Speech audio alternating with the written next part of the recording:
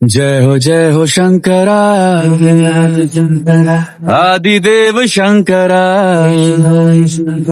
तेरे जाप के बिना चले ये सांस किस तरह। Hello friends, good morning. আমি সুজিত কর্মকার, আর অনেকদিন পরে চলে এসেছি আমার channel mini blog with Sujit. আর আজকে কোথায় যেতে চলেছি, চলো বেশি কথা বাড়াবো না। এখন আমি দমদমে এই মুহূর্তে 4 নম্বর প্ল্যাটফর্মে দাঁড়িয়ে আছি, আর এই 4 নম্বর থেকে বেরিয়ে চলে যাব কিন্তু সেই জায়গাটাতে। তো চলো কোথায় যাচ্ছি তো অবশ্যই কিন্তু তোমাদের দেখাবো। তো প্লিজ তোমরা কিন্তু সাথে থাকো আর আমার ভিডিওটা দেখতে থাকো। আর দেখতেই পাচ্ছ সামনেই রয়েছে কিন্তু হনুমান মন্দির। এই যে হনুমান মন্দির যেটা বলছিলাম, আর হনুমান মন্দির সোজা এই রাস্তাটা, এই যে ঘড়িটার দিকে, যে বড় ঘড়িটার দিকে যে রাস্তাটা চলে যাচ্ছে, সেই রাস্তাতে চলে গিয়ে ডান দিকে গেলেই কিন্তু তোমরা পেয়ে যাবে সেই কেদারনাথের মন্দির। আর তোমরা কিন্তু দেখতে পাচ্ছ যে মানে এই পুরো সোজা রাস্তাটাই কিন্তু পড়বে সেই কেদারনাথ মন্দির। আর এই পাশ দিয়ে এইরকম একটা বড় প্রায় লেক মতো আছে, যেটা বড় আর কি নালা টাইপের। আর এখান দিয়ে কিন্তু সোজা যেতে হবে। এই রাস্তায় যেমন সবাই যাচ্ছে, এই রাস্তা দিয়েই সোজা তোমরা চলে যাবে। আমার ঠিক এই পিছনটাতেই আছে কিন্তু হনুমান মন্দির। হনুমান মন্দিরটা দেখিয়ে দিই, এই সোজা রয়েছে হনুমান মন্দির। তো তোমরা সেই রাস্তা ধরেই চলে আসবে, এখান থেকে জাস্ট 5 মিনিটও লাগবে না ওয়াকিং ডিস্টেন্স। তো তোমরা এখান থেকেও হেঁটে যেতে পারো। আর দেখতে দেখতেই কিন্তু আমি পৌঁছে গেছি ঠিক একদম মন্দিরের সামনে, যেটাকে বলছিলাম যে কেদারনাথ মন্দির। একবারে এই মন্দিরটা কিন্তু কেদারনাথ মন্দিরের আদলে তৈরি করা। এখানটাতে কিন্তু আগে প্রায় একটা ভাঙাচোরা একটা শিবের মন্দির ছিল, সেটাকেই বদলে কিন্তু जय हो शंकरा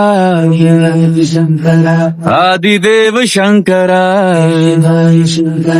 तेरे जाप के बिना चले ये सांस किस तरह। এই সুন্দর মন্দিরটি কিন্তু নির্মাণ করা হয়েছে। আর এখানটাতে দেখো শিব পার্বতীর ছবি দেওয়া একটা সুন্দর করে একটা গেট তৈরি করা আছে, যেটা দেখলে সত্যিই কিন্তু মনটা ভরে গেল। দারুণ সুন্দর। এখানটাতে কিন্তু যে শিবের যে এই যে সারথি ষাঁড়টা এখানটাতে কিন্তু রয়েছে। আর এখানটাতে দেখো তার সাথে সাথে খুব সুন্দর একটা ত্রিশূলও দেওয়া আছে। সব মিলিয়ে কমপ্লিটলি একটা দারুণ সুন্দর কিন্তু এখানটাতে তৈরি করেছে মন্দিরটা। এখানে কিন্তু মন্দিরের সমস্ত খোলা বন্ধের টাইমটা আমি আমার ভিডিওর ক্যাপশনেতে দিয়ে দিলাম, তোমরা অবশ্যই চেক করে নিও। আর এটা কিন্তু দমদম স্টেশন থেকে একদম খুব কাছে। আমি তার ডিরেকশানটাও কিন্তু সম্পূর্ণ দিয়ে দেবো ভিডিওর ক্যাপশনেতে, তোমরা কিন্তু চাইলে দেখে নিতে পারো। আর এখান থেকে যেমন বলেছিলাম যে টোটো ভাড়াটা কিন্তু একটু বেশি চাইছে, কিন্তু তারপরেও এখানে কিন্তু তোমরা হেঁটে আসতে পারো।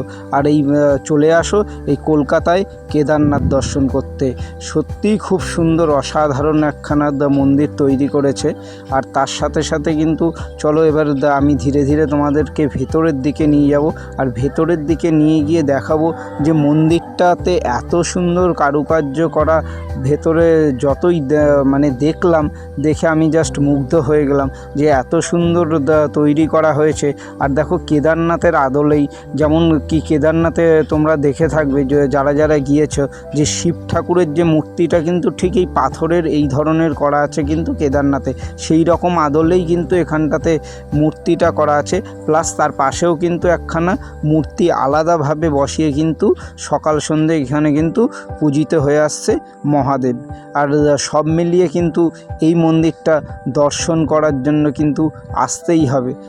আর তোমরা কে কোথার থেকে আসছো অবশ্যই সেটা কমেন্ট করে জানাও। এই মুহূর্তে কিন্তু বাড়িতে ফিরে যাওয়ার পালা, আর আমি বাড়ি এখন চলে যাব, কারণ আমার দেখা হয়ে গেছে।